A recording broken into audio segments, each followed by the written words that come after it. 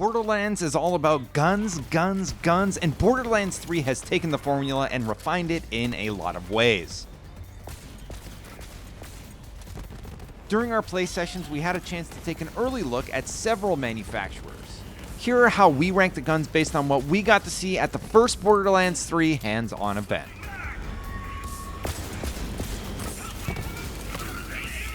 Our favorite was hard to choose, but at the end of the day, Torg was the winner.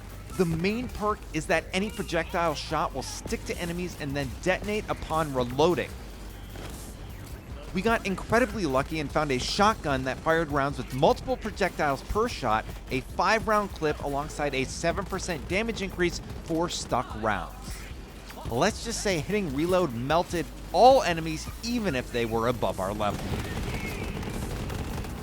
One of the most versatile weapons we were set up with was a dual pulse/assault rifle.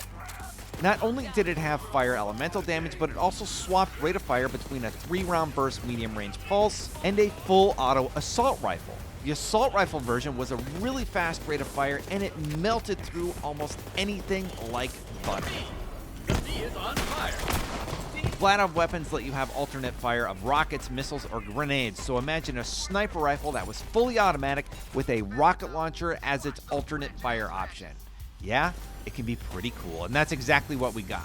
So having the option to go full auto with a 20-round stable sniper or blow up anything in your line of fire is easily a fun option at your next bullet-filled party. Next up is Tediore, which was teased as the gun with legs. This guy can stick to ceilings, walls, do elemental damage, or just become an army of mobile turrets, as a new one is created with each reload.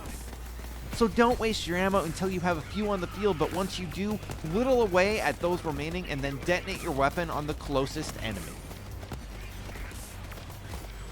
We were lucky enough to obtain a legendary version from the Gigamine boss, which would spawn this creepy creation, who then blew up as corrosive damage when it was all over. Now for the okay weapons. So if ammo and health are your top concerns, then Hyperion shotguns may be a great value to you. Not only did they shield you from oncoming fire, but they will also refill your magazine when hit. The gun we were given shredded, and that constant reloading meant the party never stopped. Very useful, but not all that flashy, Maliwan allows you to pick an elemental damage type for the situation at hand. Electrical damage for shields, corrosive damage for armor, and fire for any fleshy bits left exposed. If you get a good Maliwan weapon, it'll have complementary damage types, but it does leave the flash at home, at least based on what we found in this early version of the game. The Jacob weapons we found were cool, but basic in comparison to the more powerful options. It's easy to see the potential though, as when you hit a critical, a bullet will ricochet and hit another enemy. I'll be interested to see what higher level versions of these weapons can do, but for now we just get to enjoy that Wild West feeling they bring.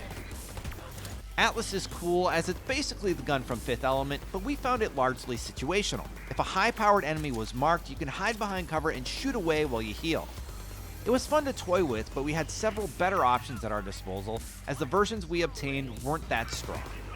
Basically, once you tag a target, that's where all your bullets go. That's how the weapon works. But that was about it. I just want to see what extra things can be added with those higher level pieces. COV, or Children of the Vault, was also interesting as it had infinite ammo, but the versions we found didn't have that same blood splattery spectacle its friends did. It's still good, and as long as it doesn't overheat, you can keep firing until you're out of ammo. It just needed that extra thing that we didn't find this time around. So that's just a taste of the Borderlands 3 weapons we found, but as it's RNG, we're hoping to find better versions of those that didn't wow us as much. The favorites were definitely Tediore, Torg, and Dahl, though that's based solely on what we found during our gameplay sessions.